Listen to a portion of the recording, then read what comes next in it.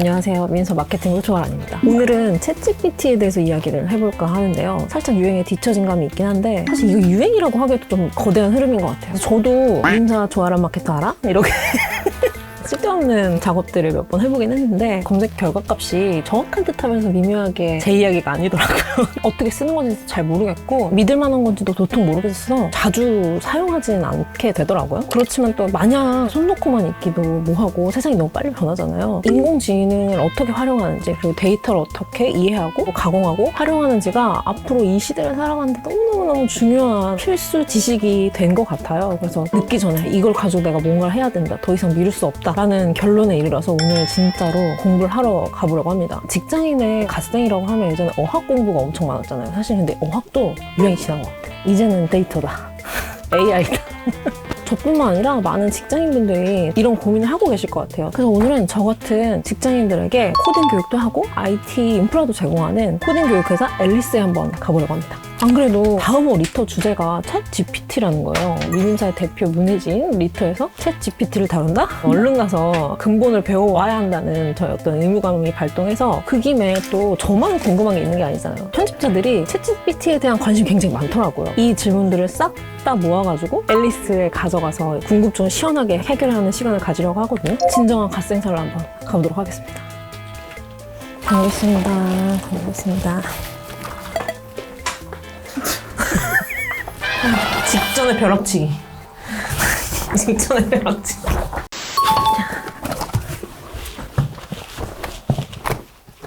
요즘 기업 경영에서 화두인 게 DX? 디지털 전환인 것 같아요. DX라고 하면은 사실 저도 그랬고 굉장히 어려워 보이는데 클라우드 서비스를 쓴다거나 구글 문서를 사용한다거나 노션이나 이런 협업 툴을 사용하는 것도 다 DX의 영역이라고 하거든요. 미님사에서도 구글 비즈니스를 사용하고 있고 노션 이런 거 다 업무에서 저희도 쓰고 있긴 한데 유기적으로 막 활용이 잘 되고 있냐고 하면은 그거는 좀 개인마다 또 부서마다도 다른 것 같아요. 그래서 아직도 많은 부분이 사실 아날로그식이고 그래도 저희는 구글 비즈니스를 사용하게 되면서 결제나 이런 거 당연히 다 전자로 이제 처리가 되는데 제가 굉장히 충격적이었던 게 모 출판사에서는 아직도 출력을 해서 결제란에다가 한 명씩 차장, 부장, 사장 이렇게 해가지고 결제판 들고 돌아야지 결제가 끝난다고 하더라고요. 사실 저도 처음에 입사했을 때 그런 상태였거든요. 그래서 미님사는 디지털 전환 어떻게 준비하고 계시나요? 이런 거 가끔 질문을 받을 때가 있거든요. 그럴 때마다 숨통이 턱턱 막혔어요. 디지털 전환이요? 전자책 말씀하시나요? 이러면서 그래서 오늘은 챗GPT를 중심으로 재미있는 얘기를 들어보겠지만 그것을 또 활용해서 업무에서도 의미 있는 결과를 낼 수 있는 그런 프로세스가 있을지 배워보려고 합니다. 출판사에서 적용할 수 있는 DX를 한번 과연 그것이 있긴 한 것인지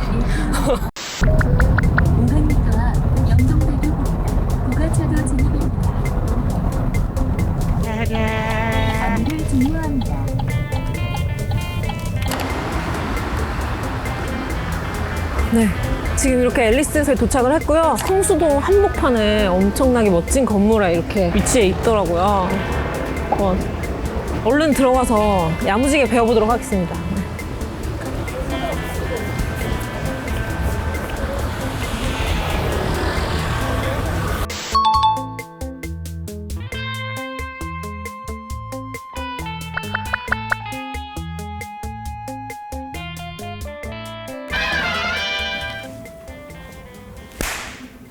오늘 챗GPT를 공부하러 온다고 했더니 무려 인공지능 1인자 분을 섭외해 주셨습니다. 지금 모셔볼까 하는데요. 어떤 분이실지 너무너무 기대가 됩니다. 와주시죠. 약간 같은 손이랑 같은 말이 걸어오시고 다시 찍어야 돼요? 아니요. 간단하게 자기소개 한번 부탁드릴게요. 안녕하세요. 저는 앨리스에서 프로덕트랑 연구를 담당하고 있는 김수인이라고 합니다. 직책이 CRPO라고 들었거든요. 이렇게 읽는 거 맞나요? 네, 맞습니다. Chief Research and Product Officer인데 제품이랑 연구를 많이 담당하고 있어서 리서치랑 프로덕트 붙여서 네. 여기 공간은 어떤 곳인가요? 처음 오셨다고? 네. 여기는 훈련 교육을 위한 공간인데 사실 잘 모르겠어서 편집이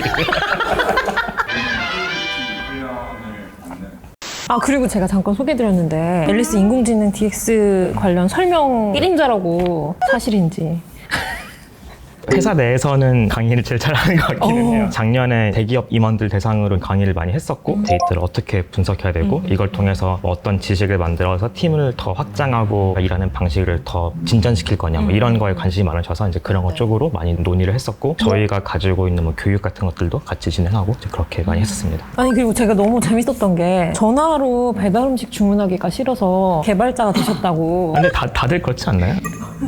저도 맞아요. 저도 전화 알러지가 있어서 방에 몰래 들어가서 전화하고 그랬거든요. 하지만 개발자가 되지 못했어요. 그래서 말씀만 들어봐도 엄청 논리정연하게 얘기를 잘해주셔서 오늘 진짜 챗GPT에 대해서 감히 전문가가 돼서 돌아가지 않을까 기대를 품고 최대한 노력하도록 하겠습니다. 감사합니다. 어떤 분이실지 너무너무 기대가 됩니다.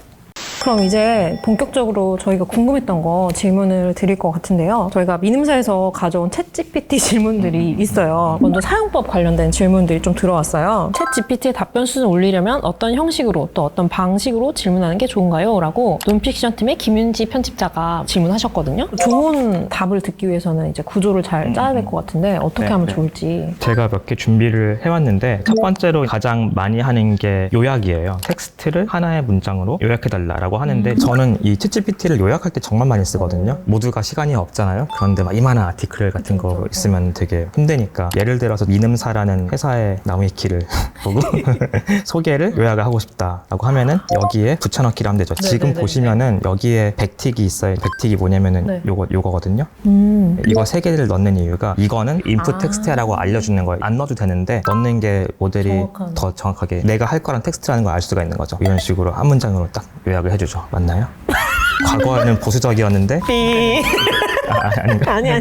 민음사 출판사는 과거에는 보수적인 성향을 가지고 있었지만 현재는 유연하게 사업을 전개하고 있으며 세계문학전집이 주목받고 있으며 판권 사업은 활발하지만 번역의 경우에 복불복이 심하다.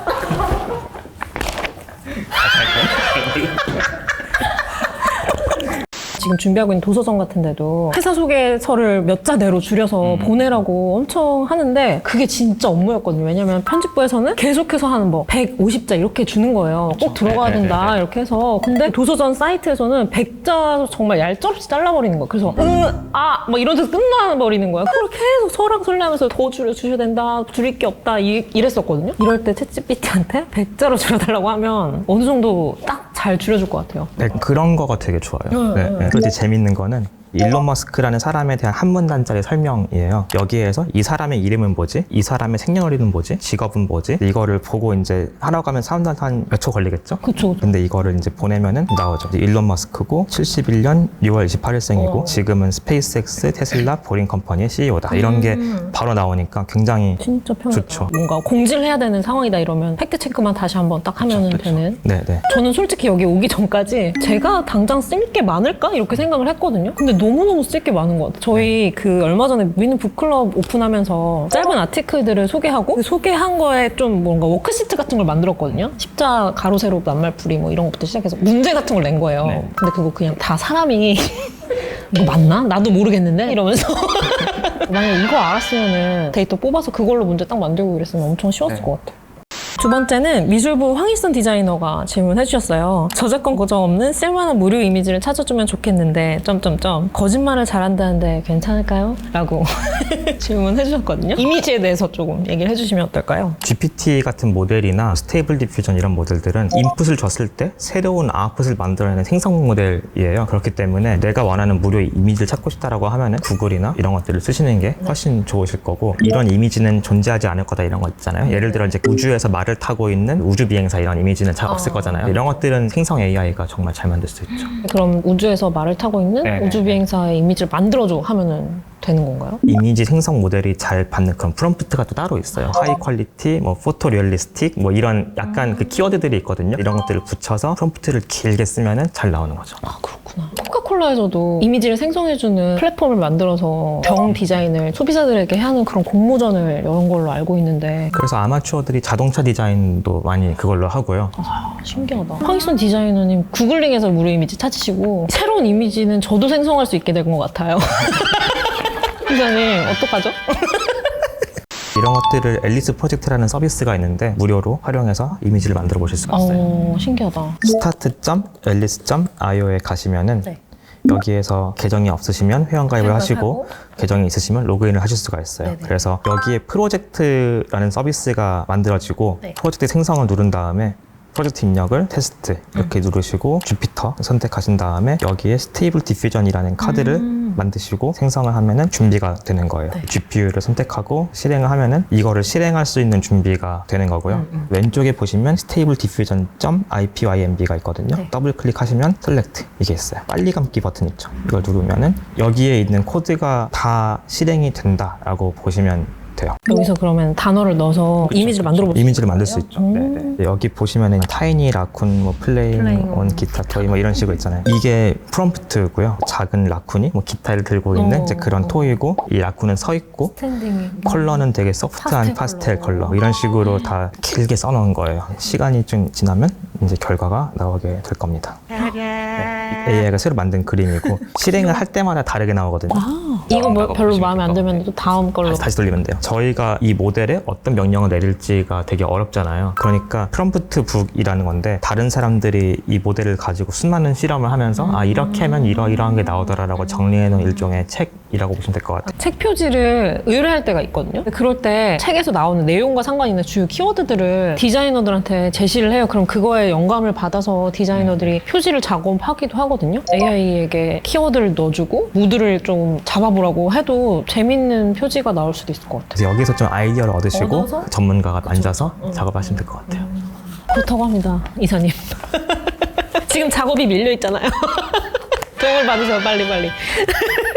다음 질문 또 드릴게요. 챗GPT 신뢰도에 대한 질문들이 좀 들어왔어요. 문학 2팀의 정기현 편집자가 질문해 주셨거든요. 챗GPT에게 무언가를 물으면 거짓 정보랑 진짜 정보를 천연덕스럽게 섞어서 답변해 주더라고요. 예컨대 음식점을 추천해 달라고 하면 세상에 없는 음식점을 추천해 준다거나 작가 정보를 물으면 그 작가가 쓴 적도 없는 것을 대표작이라고 소개해 준다거나 하는 거죠. 그래서 선뜻 업무에 활용하기엔 주저되는 부분이 있는데 왜 답변을 지어서 하는 걸까요? 이렇게 물어보셨거든요. 챗GPT라는 서비스는 거대 언어 모델이라는 걸 기반으로 하고 있어요. 언어 모델이라는 거는 지금까지 이런 텍스트가 있을 때 다음에 뭐가 나오겠니? 이거를 굉장히 잘하는 친구예요. 별게 아니고 핸드폰 타입 치다 보면은 위에 뜨잖아요. 맞아요. 그거에 정말 거대하고 성능 좋은 버전이 버전. GPT구나 라고 이해하시면 될 것 같고 지금 이거를 보여드리면은 I, it, on 이런 단어가 있어요. 네네. 이 다음에 뭐가 나올 것 같으세요? 애플. 애플이 나올 것 같죠. 이 모델한테 물어보면은 실제로 애플이 나오고 애플이 나올 확률이 95%라는 거예요. 그래서 I, it, on 다음에는 이게 가장 잘 나올 것 같다. 결국에 그냥 말을 잘하는 친구예요. 근데 GPT라는 서비스가 팩트체커처럼 사용을 하고 있는데 그런 이유는 이 모델은 말을 잘하기 위해서 지금까지 사람들이 만들어낸 온갖 텍스트를 가지고 학습을 한 거예요. 온갖 데이터를 다 집어넣으니까 어투나 어법 이런 것뿐만 아니라 당연히 이제 정보가 같이 흘러들어가게 되니까 이제 이걸 가지고 어느 정도 좀 이걸 물어보면 대답을 잘 하더라라는 게 발견이 됐는데 사실이 아닌 거를 이제 말하게 시키면은 그것도 말을 술술술 잘하는 거죠. 되게 유명했던 그 세종대왕 맥북 프로 던진 사건 있잖아요. 그래서 그거는 그렇게 말을 하는 이유는 세종대왕이 맥북 프로를 던졌다는 식으로 말을 하고 시작하니까 모델은 이제 그거를 받아들이면서 얘기를 한다고 이해를 하시면 될 것 같아요. 이런 거를 영어로 hallucination이라고 하는데 꼭 주의를 하셔야 되고 Q&A를 잘하는 거는 아예 다른 모델이고 이거는 말을 잘하는데 어쩌다가 성능이 좋아지니까 Q&A도 잘하게 된 거에 불과한 거죠. GPT라는 모델에서 내보내는 결과를 우리가 신뢰하지 않을 이유도 없지만 너무 과신해서는 좀 위험하다라는 거를 좀 설명을 드려야 될 것 같고 그런 게 조금 중요한 것 같아요. 그렇구나.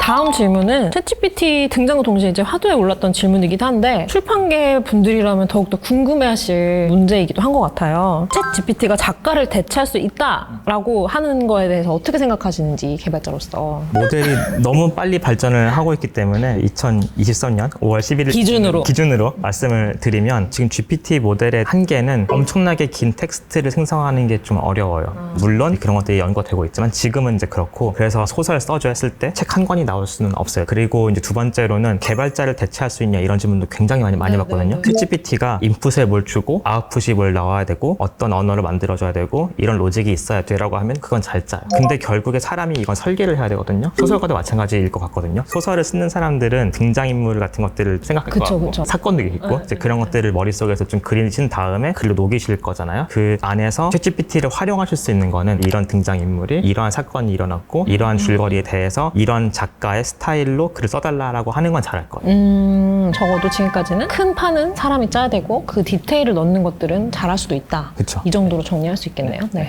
다음 질문은 문학 3팀의 김민경 편집자가 질문을 했습니다. 엉뚱하기도 하고 굉장히 많이 나오는 질문인 것 같아요. 로봇 청소기에도 정이 가는데 챗GPT가 점점 발전하면서 사람다워지면 애착관계가 형성될 것 같아요. 벌써 엉뚱한 대답을 지어내는 챗GPT를 기여한 사람들이 있더라고요. 근데 챗GPT를 사랑하게 되면 그건 사랑이라고 할 수 있을까요? 챗GPT의 모든 윤리적 판단을 피하고 있는데 과연 인간이 챗GPT 자체를 사랑하는 것까지 금지할 수 있을까요? 그건 윤리적으로 어긋나는 일일까요? 궁금해요.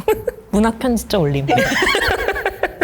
첫 번째로 이제 이런 AI 챗봇들이 민감한 질문을 던지면 굉장히 회피하잖아요. 맞아요. 그거는 AI가 알아서 한다기보다는 사람들이 이런 질문을 회피하라고 강하게 제동을 거는 거예요. 아. 왜 그러냐면은 일단 AI라는 거는 그건 윤리가 아예 없잖아요. 그리고 이제 AI가 학습을 할 때는 인터넷에 있는 온갖 텍스트를 다 갖고 오는데 특히 소셜 네트워크에 얼마나 안 좋은 말들이 그쵸, 있겠어요. 그쵸. 그래서 실제로 문제가 됐던 게 문제가 됐었죠. 마이크로소프트에서 네, 만들었던 네. 챗봇이 있는데 맞아요. 트위터 기반으로 올라왔었는데 트롤들이 온갖 인종차별들이나 나치 막 이런 것들을 네, 많이 네, 네. 일부러 주입해서 어떤 질문을 해도 그렇게 나오게. 그렇게 나오게 이제 훈련을 시켜서 그걸 폐쇄한 적이 있어요. 이제 그 이후로 인공지능의 답변에 대한 규제가 심해져서 이런 것들을 다 컷을 하고 있다라고 보시면 될 것 같고, 인공지능을 사랑할 수 있냐라는 것에 대해서는 되게 좋은 질문인 것 같고, 저도 좀 생각을 해봤는데 소설이나 영화 속의 캐릭터랑 사랑을 빠지잖아요. 그쵸. 그런 거랑 좀 비슷하지 않나라는 생각이 들고, 튜링 테스트라는 게 있어요. AI라는 모델이 사람만큼의 성능을 가지고 있는가를 테스트하는 테스트가 있어요. 방이 두 개가 있고 하나에는 AI가 있고 하나에는 사람이 있는데 같은 질문을 던졌을 때 어떤 게 사람이고 어떤 게 기계인지 모르겠다라고 하면은 AI가 사람만큼의 성능을 가지고 통과. 있다라고 이야기를 하는 거죠. 그러면 내가 대화하고 있는 대상이 사람인지 AI인지 모르겠으면 이거 사랑하는 게 문제인가? 라는 생각이 좀 들기도 하고, 저는 솔직히 이런 것들은 사실 많은 문학 작품도 있고 많은 영화도 있고 맞아요. 이런 주제로 많은 것 같아요. 네. 이야기들. 림사 채널에서 소개했던 클라라와 태양이나 애프터양 같은 작품들은 인간화된 로봇을 훨씬 더 가족처럼 생각하는 그런 에피소드들이 나오거든요. 그거를 봤을 때는 저도 비슷하게 생각했던 것 같아요. 이게 그냥 인간이 아니라고 내가 사랑하지 못한다, 사랑할 수 없다, 사랑하면 안 된다, 이걸 판단할 수가 있을까?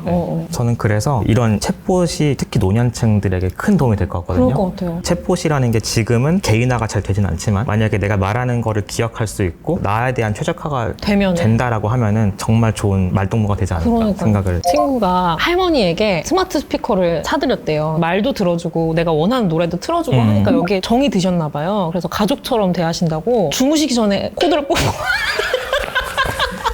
쉬라고 코드를 뽑고 아침에 일어나면 다시 꽂고 인사하고 이렇게 하신다는 거예요. 그래서 그럴 필요 없다고 말씀드렸지만 이해를 못 하시고 계속 그렇게 하신다고. 너무 귀엽지 않나요? 에피소드 제공책 감사합니다. 그러면 마지막으로 앨리스의 CRPO로서 인공지능 시대에 어떻게 발맞춰 나가야 할지 고민하고 있는 수많은 또 직장인분들이 있을 거예요. 그런 분들에게 조언 같은 거 해주신다면. 많은 분들께서 내가 지금 하고 있는 직업이 대체되지 않을까 이런 두려움도 많으신 것 같아요. 맞아요. 근데 이거는 인공지능 만드는 사람들도 그래요. 오죽하면은 최근에 재밌는 에세이 같은 게 나왔는데 컴퓨터 과학 교수님이 쓴 거예요. GPT 때문에 우울한 인공지능 연구자들을 위한 뭐 에세이 이런 게 있어요. 언어 모델이 아니라 다른 거 연구하고 있던 애들도 이거가 확 뜨니까 다 자기가 연구하던 게 묻혀버리는 거예요. 내 연구의 의미를 잃어버리기도 하고 다 우울해요. 다 우울하고. 저도 마찬가지예요. 저는 심지어 자연어 처리를 전공했었는데 제가 전공한 모델은 이제 시대의 뒤로 흘러가 버린 거죠. 그래서 결국에는 시대의 변화에 적응할 수 있는 능력이 가장 중요하다라고 생각을 하고, AI 레볼루션이랑 좀 비견되는 게 자동차의 발명이라고 저는 생각을 하고, 자동차라는 것도 처음 만들어질 때는 마부들이 시위를 되게 많이 했었죠. 일자리 없어질 거니까 차는 다 규제하고 없어져야 된다, 이런 식으로 좀 시위도 많이 했었는데 결국에는 자동차가 생기면서 또 운전 기사가 생기죠. 타는 사람들도 더 많은 거리를 빠르게 갈 수 있잖아요. 이제 이런 식으로 좀 사회가 발전하면서 기존의 사람들이 더 효율적으로 더 편하게 일할 수 있는 이제 그런 사회가 만들어지지 않나라고 생각을 하고, 이런 AI 시대에서 살아남기 위해서는 AI가 동작하는 원리가 무엇이고 AI가 무엇인가 생각을 해야 되는 것 같고, 다른 사람이 만들어주는 거 위에서 휘둘리는 게 아니라 내가 이런 것들을 좀 주도적으로 끌고 나갈 수 있는 이해가 있는가, 이 정도는 좀 필요하다고 생각이 듭니다. 이렇게 했을 때 빠르게 변하는 시대에서 조금 덜 불안할 수 있지 않나 라는 생각이 들고, 마지막으로 드리고 싶은 말씀은 AI가 확장을 엄청나게 많이 하고 있잖아요. 근데 이게 좋은 거는 예전에 하려면은 파이썬 코드 써야 되고 되게 어려웠어요. 그래서 AI가 발전하면서 오히려 진입장벽이 낮아졌다고 생각할 수가 있어요. 그런 면에서 저는 훨씬 더 기회라고 생각하고, 본인들이 이제 가지고 있는 도메인 지식이라는 게 있잖아요. AI 모델과 결합되면 시너지가 엄청나죠. 그래서 많은 스타트업들이 전문 지식에다가 AI를 붙여서 혁신을 했을 때 AI를 만드는 사람보다 돈을 더 많이 벌죠. 그런 식의 기회가 열려 있다. 응용이 가장 중요하거든요, 그쵸? 네, 결국은. 결국에 이 모델을 가지고 가치를 만들어내는 거는 사람이 하는 거니까. 요즘 워낙 화제가 되니까 알아두면 좋겠다 해서 이렇게 배우러 왔지만 진짜 너무 좋은 예시들을 많이 들어주셔서 당장 실무에서도 써먹을 수 있을 것 같고 코딩이나 이런 것도 구조를 간단하게라도 좀 배우면 이게 내가 재밌는 페이지 같은 거는 직접 만들어 볼 수 있나? 이런 생각을 잠깐 아까 했었거든요. 그런 면에서 저는 좀 추천드리고 싶은 거는 최소한 파이썬은 좀 배우시는 파이썬? 게 좋을 것 같고 프로그래밍 언어 중에서 제일 배우기 쉬운 언어예요. 그런 강좌들이 앨리스에 많아요. 업무 자동화, 기초 파이썬, 챗GPT 프롬프트 엔지니어링 수업도 있거든요. 이런 것들을 좀 수강하시면 도움이 되지 않을까 생각이 듭니다. 수강 난이도는 저 같은 사람들 아, 네네. 완전히 그냥 네, 코딩을 처음 시작하는 분을 대상으로 만들어져 있어요. 발전할 수 있을 것 같다, 나도. 자동화로 인해서. 갑자기 뭐 걱정 올랐어, 지금. 다음에 더 멋진 자리에서 뵙도록 하겠습니다. 알겠습니다. 네.